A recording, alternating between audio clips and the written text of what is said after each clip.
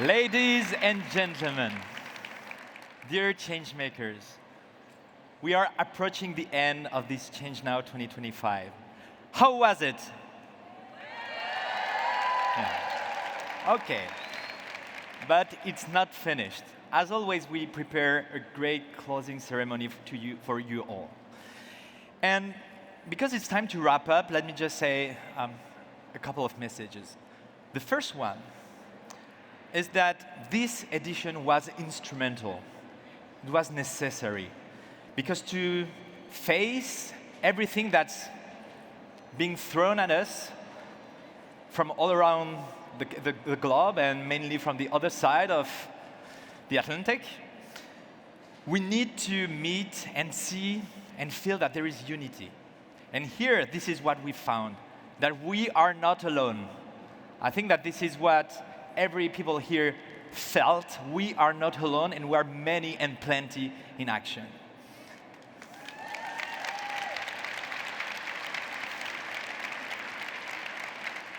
Then it was also instrumental to say, yes, the Paris Agreement for the 10th anniversary is essential, and that we want to defend it. This was also a good reason to organize this event with this goal in mind, defend the Paris Agreement, which is crucial in our path forward. And then to also accelerate concrete action. All the change makers who have been here have really continued to make the right connections to grow faster, to make a better impact. So this is very quickly what happened during those 3 days. And what I want to say is that here we also understand that science, unity, perseverance, love, and beauty are our shields and tools. Talking about beauty, as always, we finish with art here. And our next and last performance is given by an artist coming from Iran. She's a singer. And just to let you know, opera singing is forbidden in Iran. And so, for women, I mentioned, for women, singing opera is forbidden in Iran. And so thank you, Opera for Peace, for making this possible. Because we'll listen here 2 pieces of music. The first one, Sultan Galba, which means the Sultan of my heart. And the second, Sempre Libera, always free. Those are 2 anthems to liberty. And so this is my great pleasure to welcome on stage Farouz Razavi and with the cello, Sari Khalife.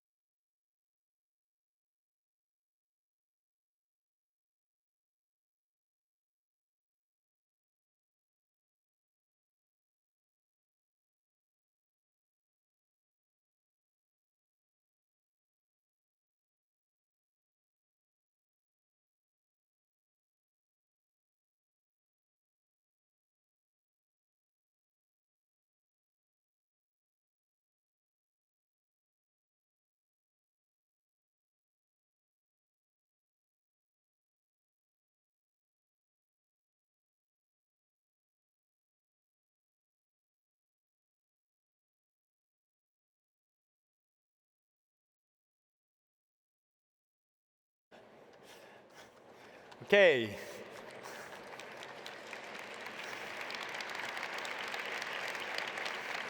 Well, I think that the point of living is to live emotions, and I think that this is exactly what we've done right now. And now, it is my greatest pleasure to welcome on stage the Academy Award-winning actress, director, author, producer, and activist, Miss Natalie Portman.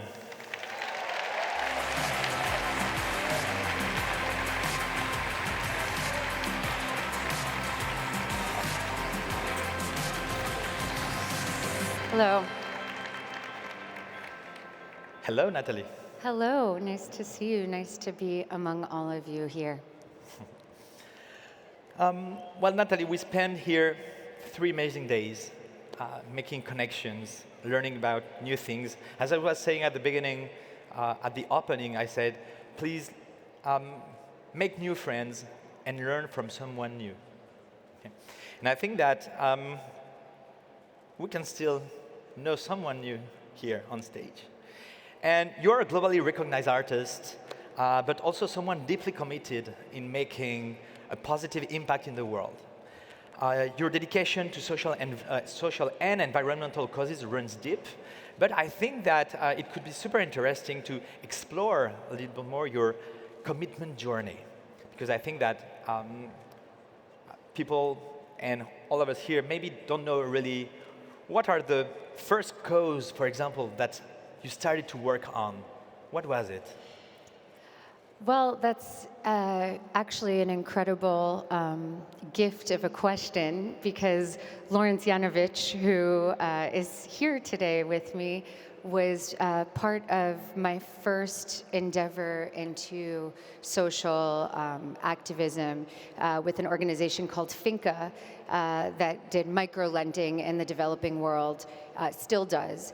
And I was introduced to it because I'm originally from Israel, and I was so upset by the imbalances and of power, of economics, of social issues between Israelis and Palestinians, and I reached out to Queen Rania early on, who is, of course, an incredibly influential Palestinian woman, and said, you know, what can we do? And she said, there's such a hope gap that exists, and microfinance is a really powerful tool.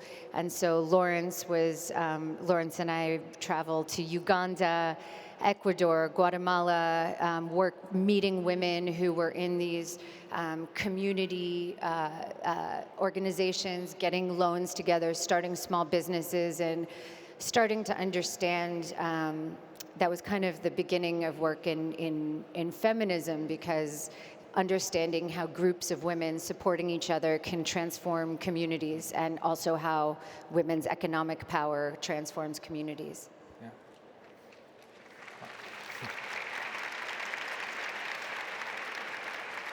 And after that, you also, well, there are many topics that are dear to your heart, I believe, because I started to know also your commitment through animal protection, welfare, animal welfare, for example. Yeah, well, I became a vegetarian at age 9, so I was very attached to animals, and it was really from my love from animals. And then as I got older, it became very much about the environmental impact of factory farming, which is, of course, the largest portion of raising animals for meat and fish, is industrial kind of farming and fishing that is extraordinarily destructive to the environment, as most of you probably already are very familiar with. And so I became vegan as an adult, and it really is such I think it's basic empathy that I understood as a child, and understanding of animals as like myself as a kid, which, I mean, even cartoons, I think, contribute to, when animals talk and have feelings, and then evolved into understanding also how intersected it is with so many other issues like feminism. You know, when we think of women as things we can exploit and take from their bodies whatever we want, what do we do to the female bodies of animals like cows when we take their milk violently, you know, with machines, when we take from female chickens, you know, the eggs violently from the way we raise them and treat them. So it is kind of a mindset about how we treat the female body, how we treat when we call the planet Mother Earth, it's a female connotation for nature, and so it's all connected. And even, in the United States, the factory farms are very, and industrial slaughterhouses are very unsavory jobs for people to have, and so they're often done by undocumented workers who cannot find other work. So it's also very integrated with like the immigration issues we're dealing with in the United States right now, where they're doing ICE raids on meatpacking houses because it's largely undocumented workers, because the work is so violent and so difficult and horrible for people to see up close. It's also very interconnected to immigration issues in the United States. It's also very connected to domestic violence, because the people who work in meatpacking districts meatpacking plants have much higher levels of domestic violence because of the violence they perpetrate every day at work. So it's so connected to so many other issues that it is has become a very big part of my life, and also is a way I think you can express your commitment 3 times a day, at least. Every time you eat, you're thinking about your commitment to the environment, to nature, to animals, to your values, which is why so many religions connect food rules to, tenets of the faith.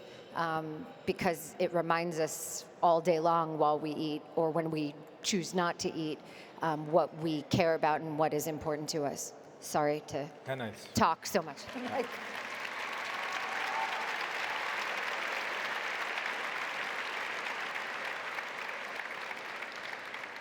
I think a lot of people in this room agree with you, from what I hear.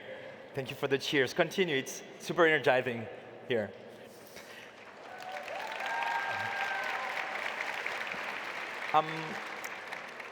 Well, there is also women's rights, girls' education you're involved in,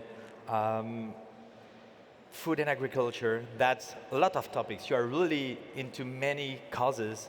And my question is, how do you balance that with your career in cinema? With your engagement in causes needs some involvement, personal, emotional involvement, and also time. And how do you balance that? Well, I think that someone said to me once, and I think it's so true, and I think just hearing that opera singer also reminded me how close art and activism are. And I see, from my brief impression of all of the people here, how artistic and activist you are. And someone said to me once, they really have the same root, which is being able to imagine a world that doesn't exist. And that is the seed of art, and it is the seed of activism. So it only makes sense that the two are together, and that people who are passionate about one are passionate about the other. So I think they really feed each other and nourish each other, and I see how all of you bring those aspects together as well.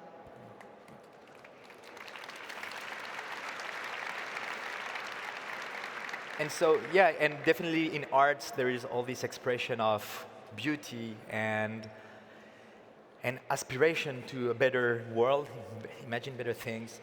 And yet, I would say, cinema and art, but cinema also has a key role in telling new stories. What is the kind of story you would like to see on cinema, in the movies? Well, we were just talking about it with Satish earlier too, that he was saying very rightly that it would be beautiful to have more cinema and art that brings us closer to nature, and more seeing nature as that we are part of nature, that we are not outside of nature, that we are find ourselves in community with nature, as opposed to seeing nature as something we must conquer, which I think, again, even using, like I was saying, terminology like Mother Earth with the way that we feel about women in our society, maybe we can come up with a better way to describe it and even talk about it, and also, heal the way we relate to women and how we relate to the planet. Again, seeing us all as one entity. Wonderful. Well, thank you. And I switch always in the culture part, but I switch from cinema to books. Because I don't know if you know, but Natalie is running a book club. And yeah, it's important to read. Yeah. Is there any book that you would recommend here to all of us? Oh, many. I love an American indigenous writer, Robin Wall Kimmerer, who wrote a book called Gathering Moss that I love. She has several books that are very beautiful, but Gathering Moss is all about moss and kind of what we can learn from moss as the oldest kind of living organism of cooperation and sharing resources, and it's a really gorgeous, gorgeous book. I also love Ed Yong's An Immense World. I don't know if you've read it. No, not yet. About animal senses. It's really extraordinary. And again, I think understanding from animals what we can learn about ourselves, but not only using it as that, but seeing ourselves as animals as well. I mean, there's some things that I'll never forget from that book, like about how blind humans naturally can use echolocations, like bats, but that like parents will tell their kids who start doing it to stop because it's weird, but it's like a natural ability that we cut off or don't use because our other senses overtake it. And I don't know, I think that's so magical. And also just to think of like all the beauty that we have inside us that we might shut off because someone, our parents, society tells us it's weird, to kind of cultivate that and let that grow is so beautiful. It's a very inspiring book, very, very illuminating book. Okay. Well, thank you. And I think that what we'll do is that I'll take the reference, the books, and we'll share that online, okay? On social media, so you can also go and read those books. Great. Wonderful? Thank you. Thank you.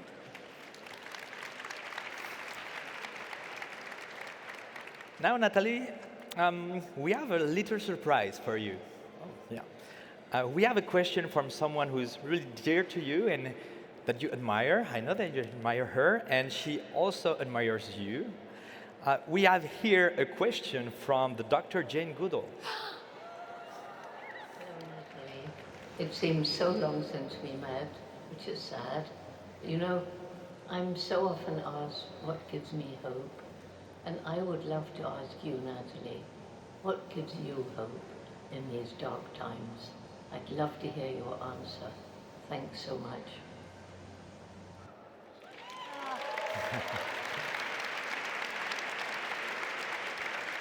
Oh my God, I'm gonna cry. That's so crazy. I love Dr. Goodall. She's just my hero since I'm a little girl, so she gives me hope. That's one answer to her question.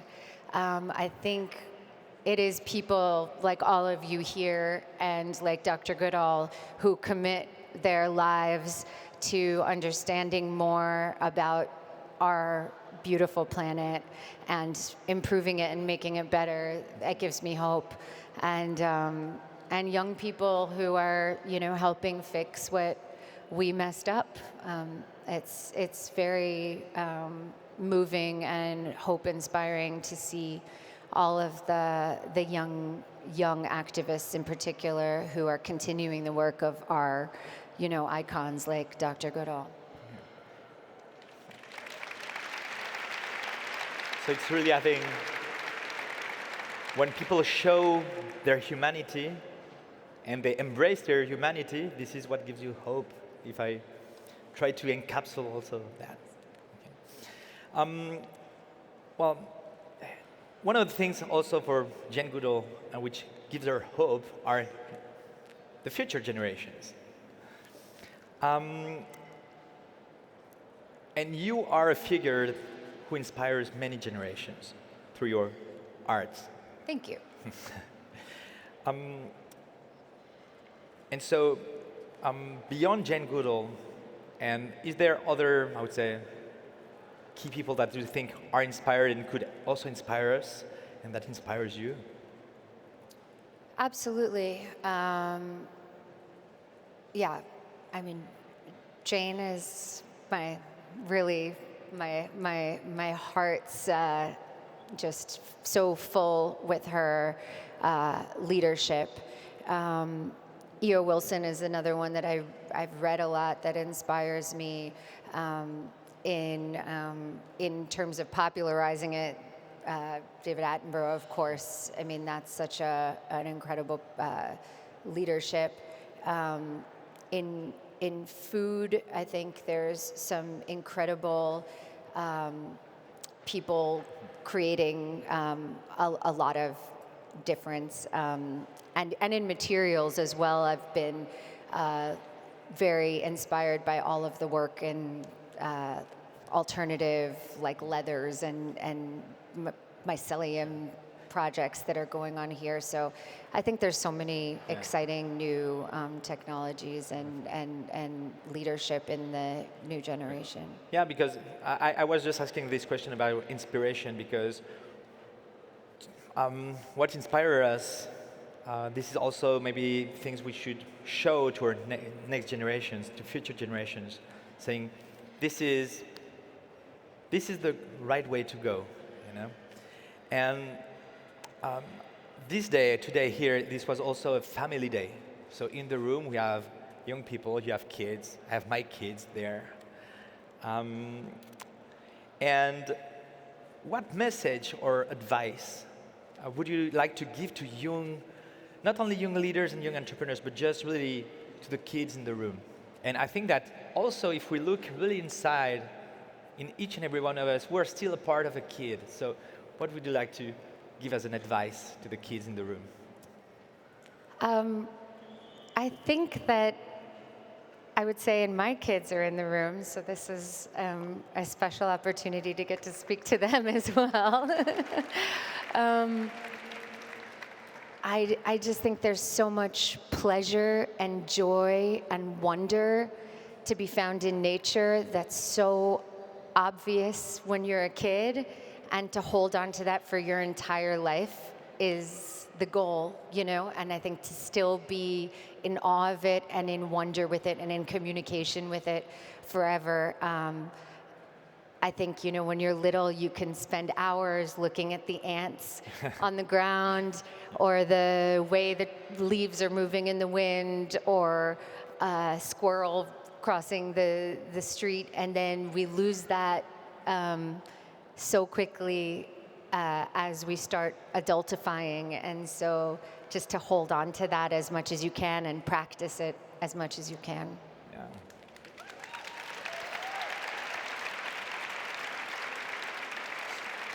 Yeah, so keep this kid spirit the longest we can. Wonder. Okay.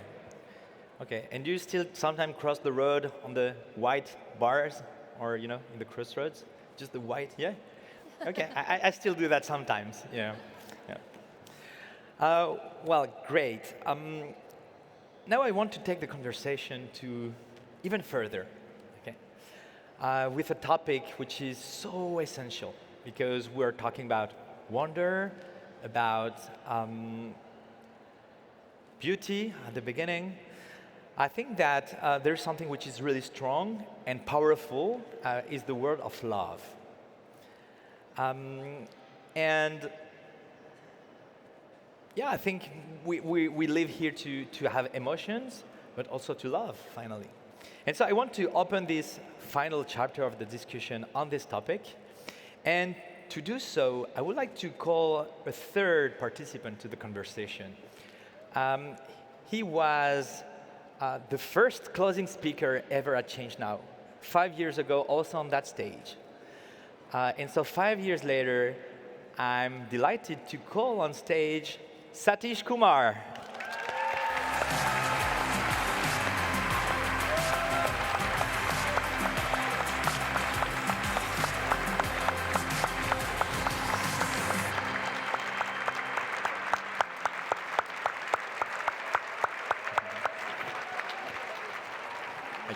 Such a great honor to be with you on the stage. Yeah, yeah.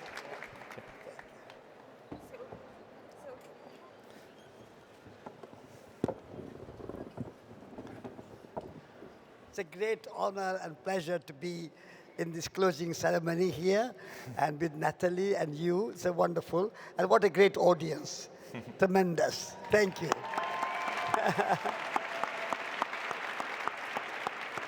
You were asking Natalie what gives you hope. I think these people here are giving me hope.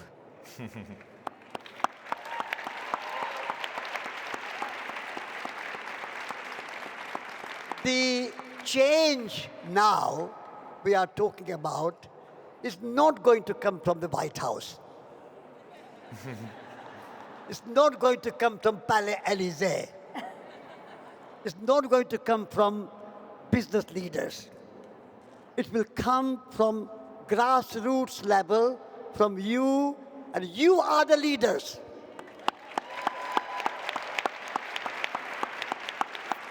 So please don't wait for any great messiah or leader to emerge, to lead us. You are the leader, I'm the leader, we are all leaders to bring this change now.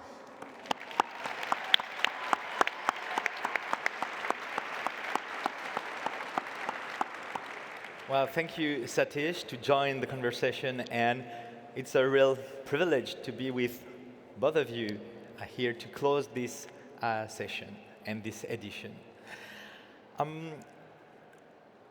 Well, I thought of you to talk about love with Natalie because definitely you are one of the popes of love. And we have a great vote to the Pope Francisco, who left us. He was also a pope of love. And love is often seen as a driving force for change, but this is sometimes a concept, and how, both of you, do you think love really plays a role in the causes we are supporting? How can love really help you? In what way, concretely? If you have any difficulty in your life, if you have any problem in your life, if you are feeling angry, feeling anxious, feeling depressed, only one ingredient which can cure all your problems, and that is love.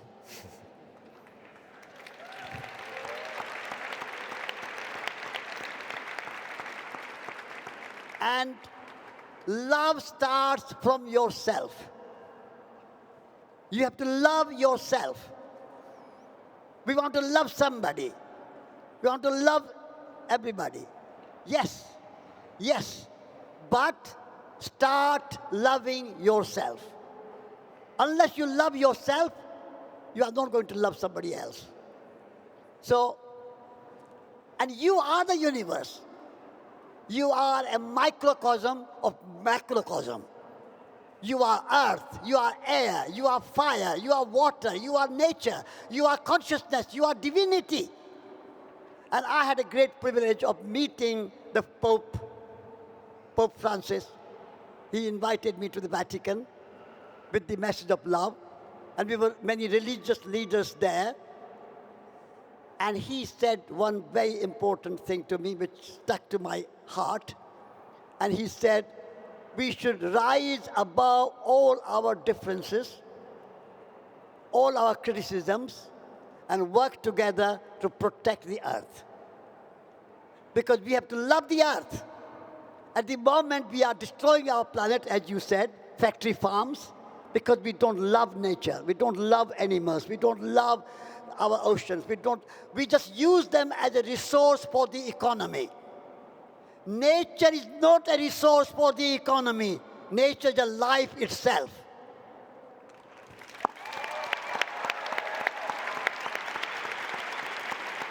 And therefore, when I say love yourself, you are loving nature and loving everyone in the world. Well, everybody's in nature. Nature means to be born, natal, native, nation. All these words come from the birth. And so if you are born, you are nature. We are all nature. Nature is not separate from us. We are nature. So what we do to nature, we do to ourselves. So we need to love nature. We need to love every human being, irrespective of their nationality, their religion, their economic system, their political beliefs. Nothing matters. I went around the world walking from India to Moscow, Paris, London, Washington, 15 countries. I went to communist countries. I said, you are communist? I love you. I went to capitalist countries, United States of America, Natalie's country. I said, you are capitalist? I love you. I went to Christian countries. I said, you are Christians? I love you. I went to Muslim countries. I said, Muslims? I love you. Love has no discrimination. Love has no judgment. We love unconditionally. Unilateral love. Love first. Love first. Say everybody, love first. Love. That's it. That's the answer.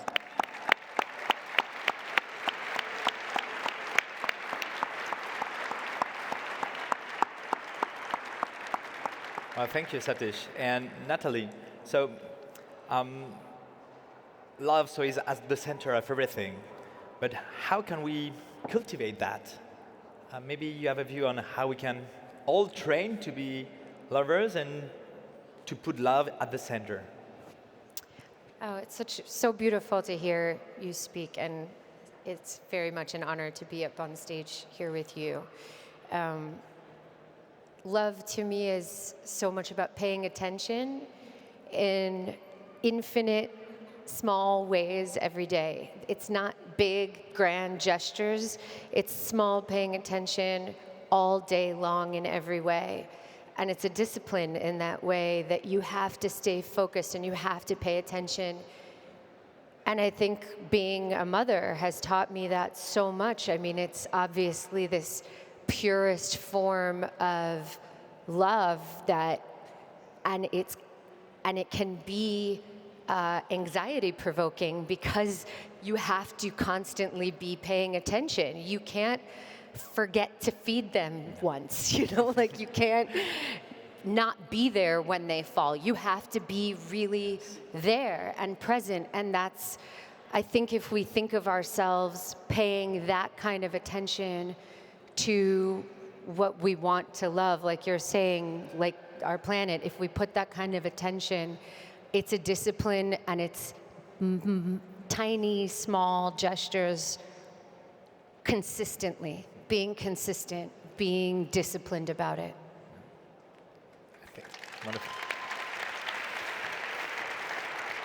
That resonates a lot to me. Thank you.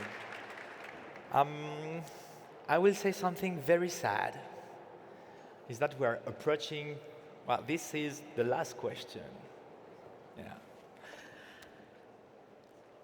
I will start with you, Satish. What is, and it will be the same question for both of you. What is the act of love we can all do? Yes. Act of love we can all do is to take care of our soil.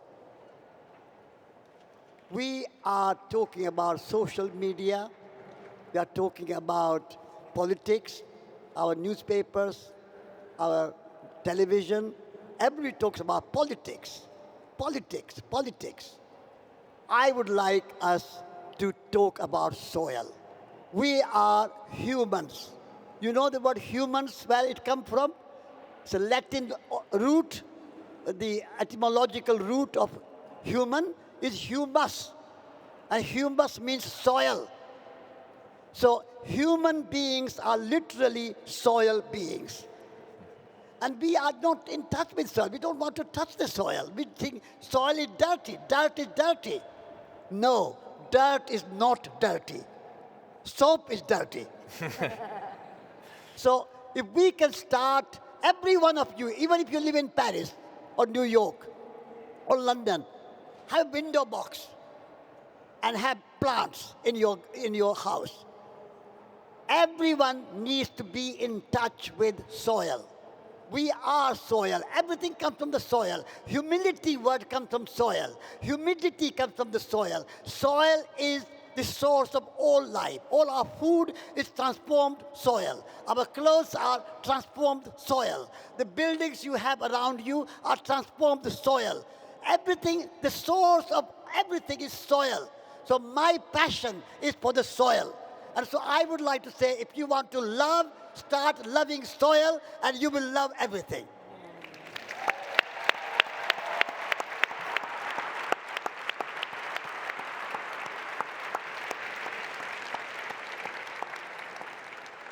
And for you, Natalie, what is the act of love we can all do? I think being conscious about what you're eating and eating less animal-sourced food. So I think eating a more plant-based diet, whether that, some people say I can't do it all the time. If you can do it some of the time, that's helping. And I think when you think about it, why you're doing it, you remind yourself every day when you think about why am I eating what I'm eating, it's an act of love every time you do that. You talked about beauty. Yes. Before we close, will you allow me to sing a song with everybody of beauty? Do you want to sing? Yeah? I think yes. Everybody stand up. We are going to sing this, because Santiago is very keen on creating beauty in the world. And so the message of Change Now is to go home and work to create beauty. That's the only mission you have in life. Only mission Change Now gives you is to create beauty. Beautiful food, beautiful clothes, beautiful words. Never say an ugly word from your mouth ever. Take that pledge today that I'm not going to say an ugly word from my mouth. And create beautiful houses. Everything should be beautiful. So the song is, first I'll sing, listen, and then when I ask you to sing with me, sing with me. I walk in beauty before me. I walk in beauty behind me. I walk in beauty above me. I walk in beauty below me. I walk in beauty all around me. The whole world is beautiful. The whole world is beautiful. The whole world is beautiful. Ho! You have to say ho in the end. So let's go together now. Everybody together now. I walk in beauty before me. All hands up. I walk in beauty before me. I walk in beauty behind me. I walk in beauty above me. I walk in beauty below me. I walk in beauty all around me. The whole world is beautiful. The whole world is beautiful. The whole world is beautiful. Ho!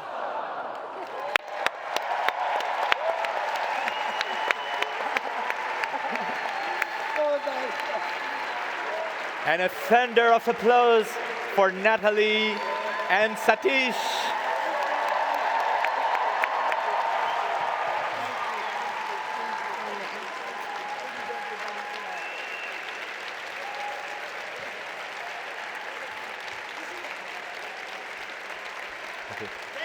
You have done a marvelous job Thank you. organizing it. Thank you.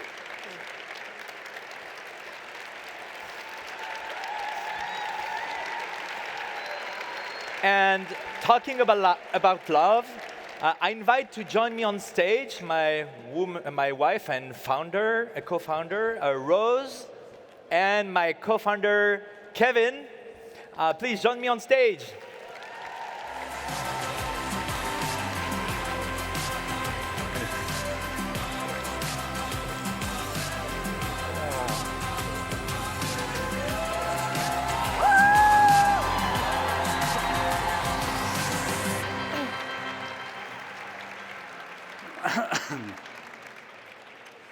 So I'll leave you the floor. Oh, okay. Yeah. Well, first, thank you for staying for us, because usually after the end of the closing ceremony, everybody leaves. So happy to see you. So many of you here today for the last 3 days. It's been like incredible. Actually, we've dreamt about coming back to the Grand Palais for 4 or 5 years. I remember 5 years ago here, I was 6 months pregnant, and now he's 5 years old, somewhere here, I don't know where. And so many things have happened over the past 5 years. Oh yeah, here. So many things have happened over the past 5 years, terrible things, but also very beautiful things. And this is the kind of thing that grew so much over the past 5 years. We have doubled the number of exhibitors, but not only we doubled in number, we raised the level. I mean, the number, the level of fundraising is, I don't actually have the exact number, but in terms of maturity, the solutions have grown so much. The quality of the speakers here is just amazing. We are seeing like the best leaders of change in the world. That's unbelievable that we can gather all these people here. So I hope you learned a lot from them. I hope you discovered a lot of new ideas. But all this is just a starting point. Here we are spreading seeds.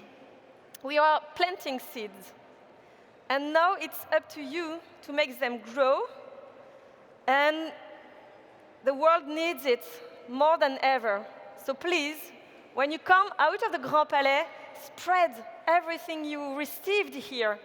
Continue to connect with the people you met. And yeah, please spread positive change as much as you can. And if there are fantastic things that happen, because actually every year after ChangeNOW, a couple of months later, we discover that new corporations were created, that people changed their career and are creating fantastic new projects. So please, if you see or if you are part of this kind of seeds that grew after ChangeNOW, let us know. Because that's the reasons why we are here. That will nourish all the team. So we have an email address, impact@changenow.world. If something great happens after the summit, please share it with us.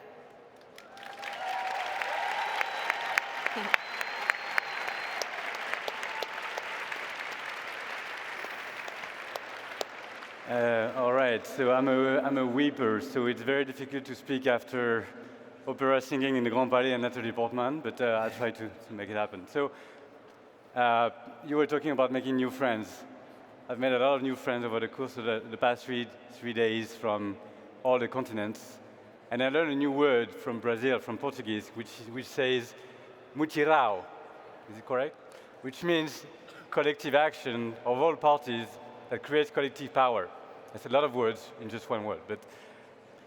And I think that pretty much encapsulates what ChangeNOW is all about.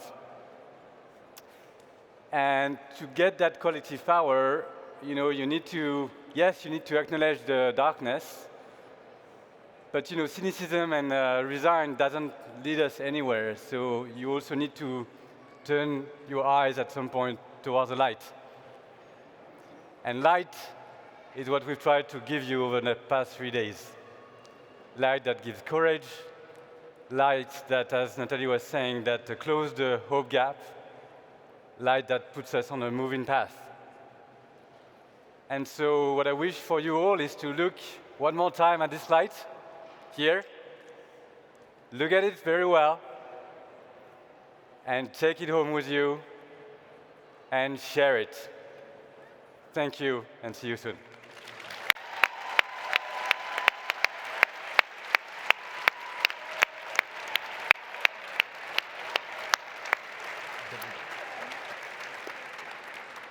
Yes, indeed, see you soon, because we already know the dates of next year's edition. And so just grab your calendar's agenda. We hope to see you all at that moment for ChangeNOW 2026.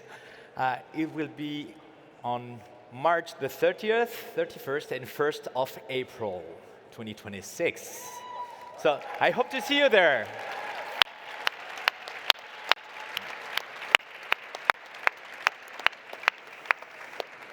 And all this, as you mentioned, and we are talking about collective action from the beginning. And the fact is definitely that something that big, that nice, so powerful can't be done without a collective action. And so I'd like to really that you put your hands together and make a thunder of applause for the team ChangeNOW. Come on stage.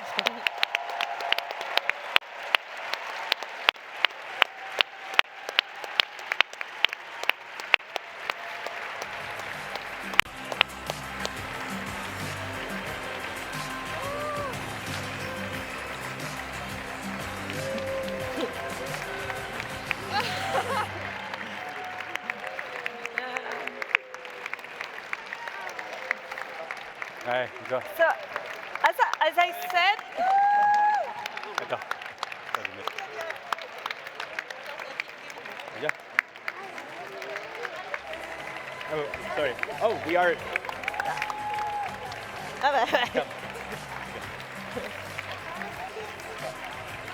fais venir Hélène.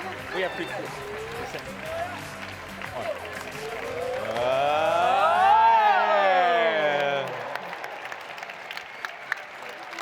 So,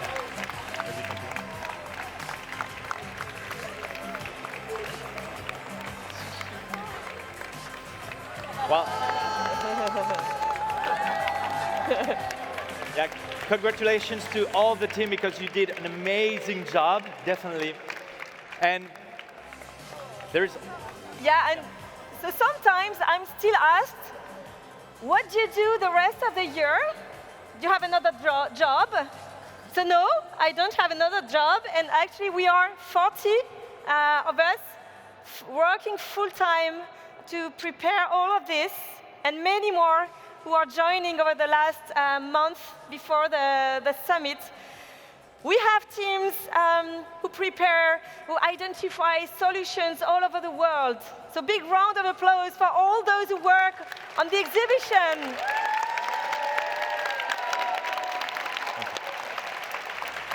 We have the team. We have the team that prepares all the program of the speakers.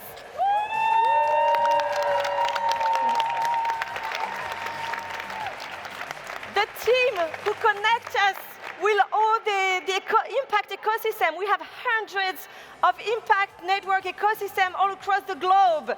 So big round of applause also for...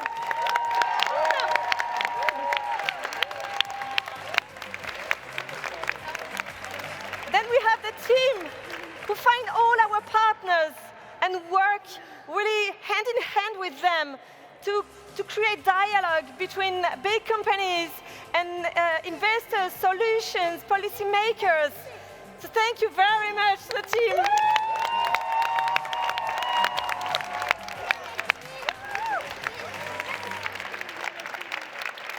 Then we have the team of investors.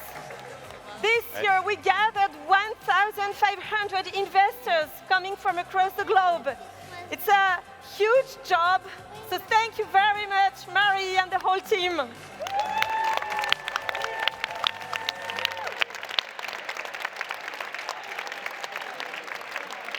Then as we grew internationally, we also had to develop our relations with governments, with international institutions. So we created a team this year dedicated to the institutional delegations. So congratulations, we had the first country houses this year, and maybe 40. Yeah.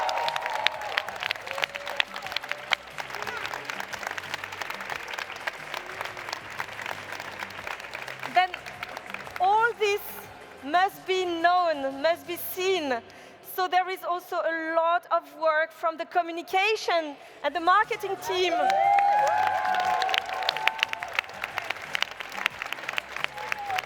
So the communication team that will spread the great ideas, connect with the media from all over the world, so that all the solutions get visibility in their countries and all around. And the marketing team is working hard to continue to connect with you all over the year, across the year, and to make happen that you are so many here, that you can connect all together. So thank you very much.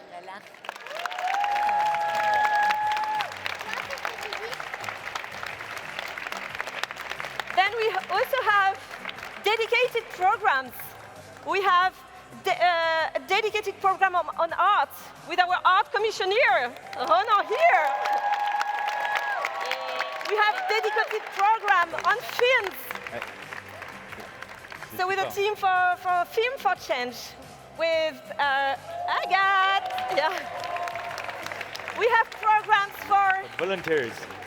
Yeah, Yeah, it's coming. the team for the volunteers. Yeah, we have programs also for what did it for? No, we also had an exhibition outside on the riverside of the Seine, and that was also a huge work to produce it. So congratulations to the team. We also have a program for women. That is also a huge campaign, the Women for Change campaign, which I hope you saw behind the garden stage. Congratulations for this work on top of everything. Sports. And now we also have the whole support, the team that is working to support the whole team with working on accountability, on human resources, on IT, because we have a lot to develop, to manage, to automate everything, a lot of things, I mean. So congratulations to this team.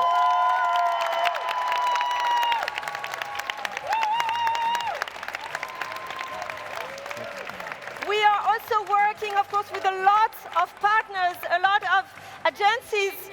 So thank you very much, MoMA, Epatant, and all those who work with us to produce this. And last but not least, and I hope that's the last, I hope I'm not forgetting, but last but not least, we have a volunteer team.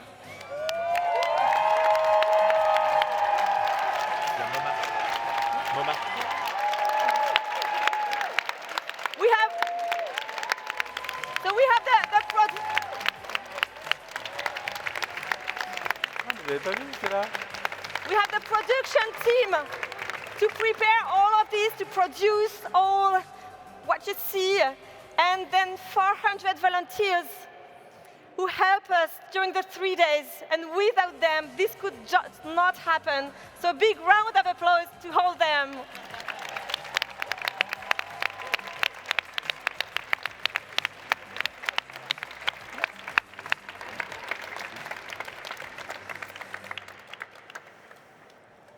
So now, let's almost. Because I don't know if there is all the MoMA team also, who is behind there at the bottom. Thanks to the technical teams for all you have done on all the stages, to put the lights, to build all this. Thank you to Catherine, Estelle, and Guillaume, and all the MoMA, Team MoMA here also.